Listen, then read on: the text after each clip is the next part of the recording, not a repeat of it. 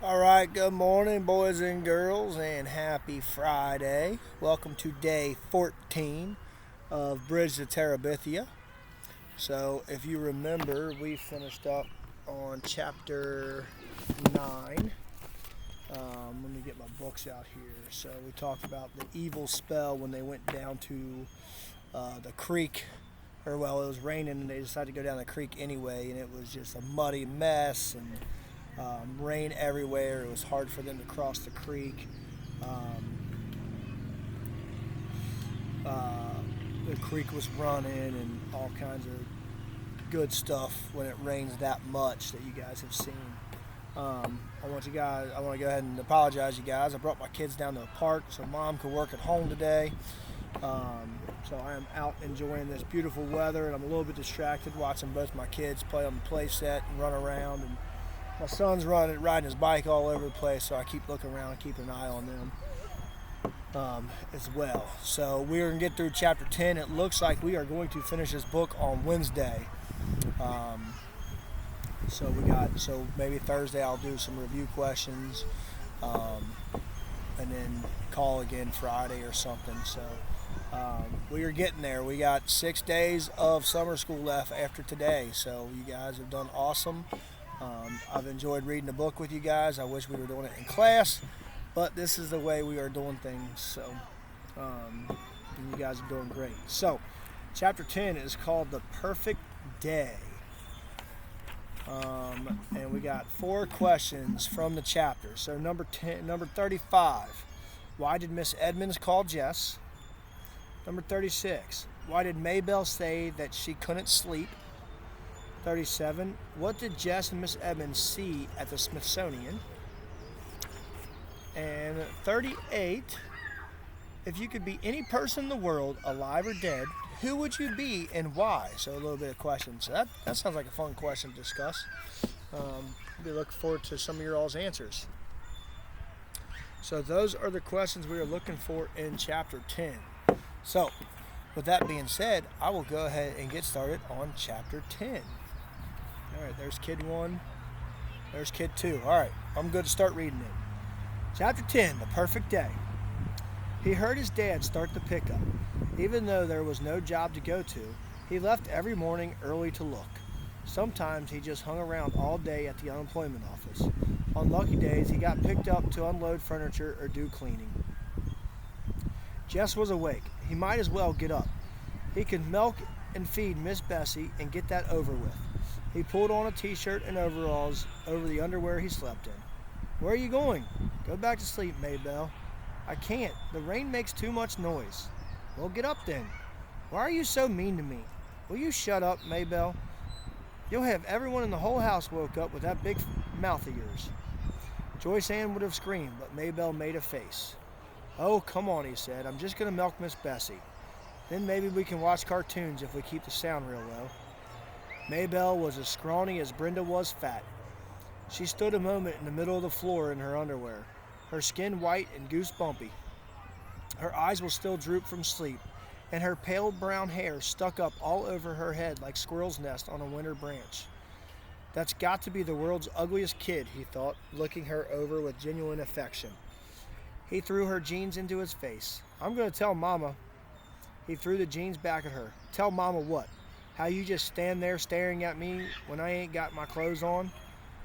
Lord, she thought he was enjoying it. Yeah, well, he said, heading for the door so she wouldn't throw anything else at him. Pretty girl like you? Can't hardly help myself. He could hear her giggling as he crossed the kitchen. The shed was filled with Miss Bessie's familiar smell. He clucked her gently over and set his stool at her flank, and the pail beneath her speckled udder.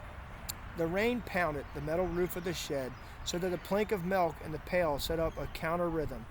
If only it would stop raining, he pressed his forehead against Miss Bessie's warm hide. What's up, bud? Hey. Okay. He wondered idly if cows were ever scared, really scared. He had seen Miss Bessie jitter away from PT, but that was different. A yapping puppy at your heels is an immediate threat, but the difference between him and Miss Bessie Was it when there was no PT in sight? She was perfectly content.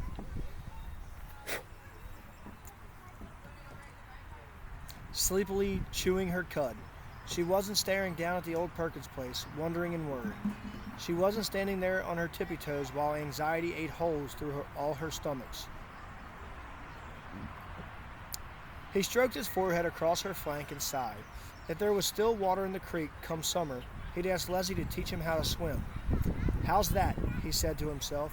"I'll just grab the old terror by the shoulders and shake the daylights out of it. Maybe I'll even learn scuba diving," he shuddered. He may not have been born with guts, but he didn't have to die without them. "Hey, maybe you could go down to the medical college and get a gut transplant." "No, Doc, I got me a perfectly good heart. What I need is a gut transplant." "How about it?" he smiled. He'd have to tell Leslie about wanting a gut transplant. It was a kind of nonsense she appreciated. Of course, he broke the rhythm of the milking long enough to shove his hair out of his face. "Of course, what I really need is a brain transplant." "I know, Leslie.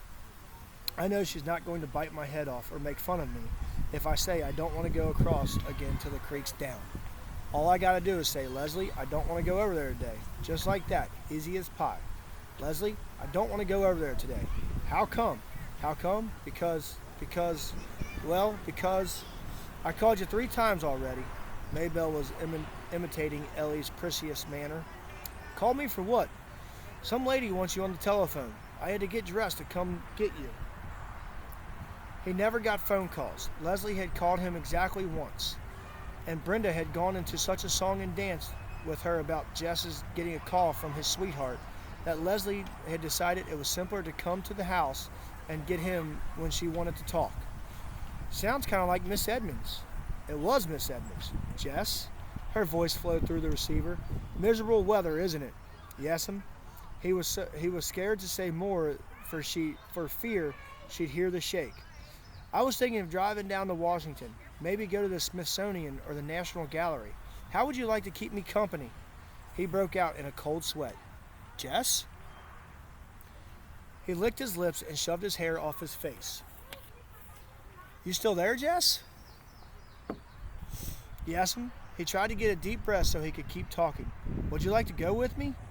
"Lord, yes'm." "Do you need to get permission?" she asked gently. Yes'm." He had somehow managed to twist himself up in the phone cord. "Yes'm, just a minute."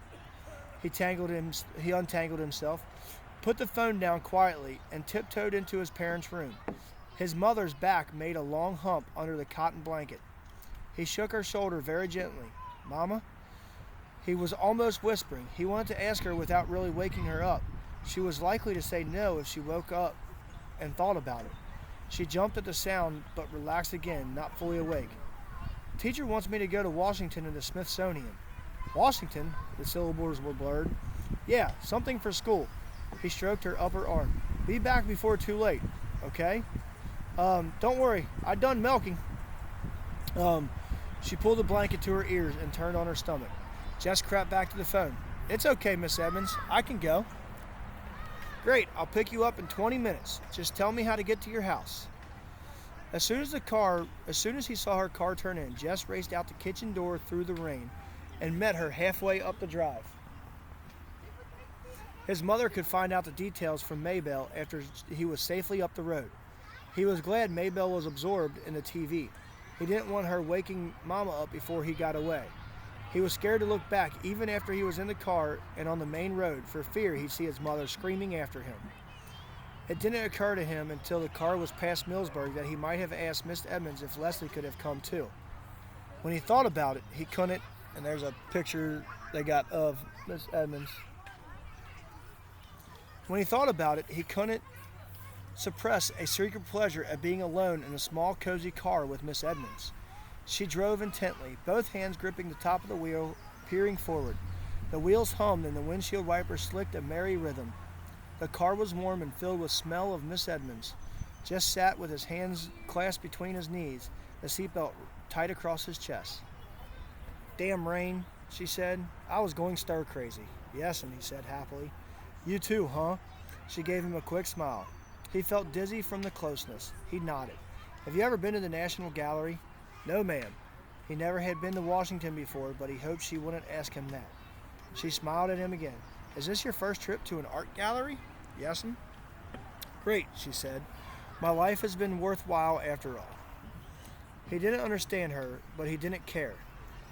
He knew she was happy to be with him, and that was enough to know. Even in the rain, he could make out the landmarks, looking surprisingly the way the books had pictured them. The Lee Mansion high on the hill, the bridge, and twice around the circle, so he could get a good look at Abraham Lincoln looking out across the city. The White House and the monument and at the other end the Capitol. Leslie had seen all these places a million times. She had never gone to school with a girl whose father was a congressman. He thought he might tell Miss Edmonds later that Leslie was a personal friend of a real congressman. Miss Edmonds had always liked Leslie. Entering the gallery was like stepping inside the pine grove. The huge vaulted marble, the cool splash of the fountain, and the green growing all around. 2 little children had pulled away from their mothers and were running about, screaming to each other. It was all Jess could not do to grab them and tell them how to behave in so obviously a sacred place. And then the pictures, room after room, floor after floor. He was drunk with color and form of hugeness, and with the voice of perfume, and Miss Edmonds always beside him. She would bend her head down close to his face to give him some explanation or ask him a question, her black hair falling across her shoulders. Men would stare at her instead of pictures, and Jess felt they must be jealous of him for being with her. They ate a late lunch. Okay, babe. They ate a late lunch in the cafeteria. When she mentioned lunch, he realized with horror that he would need money, and he didn't know how to tell her that he hadn't brought any. Didn't have to bring any for that matter. But before he had time to figure anything out, she said, Now I'm not going to have any argument about who's paying. I'm a liberated woman, Jess Aarons. When I invite a man out, I pay. He tried to think of some way to protest without ending up with the bill, but couldn't, and found himself getting a $3 meal, which was far more than he had meant to have her spend on him. Tomorrow he would check out with Leslie and how he should have handled things. After lunch, they trotted through the drizzle to the Smithsonian to see the dinosaurs and the Indians. There they came upon a display case holding a miniature scene of Indians disguised in buffalo skins, scaring a herd of buffalo into stampeding over a cliff to their death, with more Indians waiting below to butcher and skin them. It was a 3-dimensional nightmare version of some of his own drawings. He felt a frightening sense of kinship with it. Fascinating, isn't it? Miss Edmonds said, her hair brushing his cheek as she leaned over to look at it.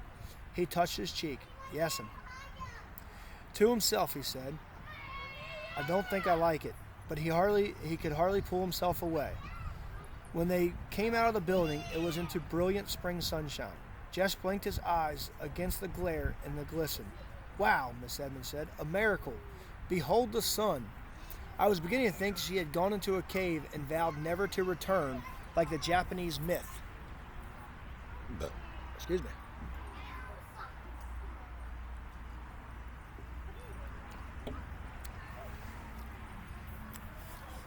He felt good again. All the way home in the sunshine, Miss Edmonds told funny stories about going to college one year in Japan, where all the boys had been shorter than she, and she hadn't known how to use the toilets. He relaxed. He had so much to tell Leslie and ask her. It didn't matter how angry his mother was. She'd get over it, and it was worth it. This one perfect day of his life was worth anything he had to pay. One dip in the road before the old Perkins place, he said. Just let me out at the road, Miss Edmonds. Don't try to turn in. You might get stuck in the mud. Okay, Jess, she said. She pulled over at his road. Thank you for a beautiful day. The western sun danced on the windshield, dazzling his eyes. He turned and looked at Miss Edmonds full in the face. No, ma'am. His voice sounded squeaky and strange. He cleared his throat. No, ma'am. Thank you. Well, he hated to leave without being able to really thank her, but the words were not coming for him now. Later, of course, they would when he was lying in bed or sitting in the castle. Well, he opened the door and got out. See you next Friday. She nodded, smiling. See ya.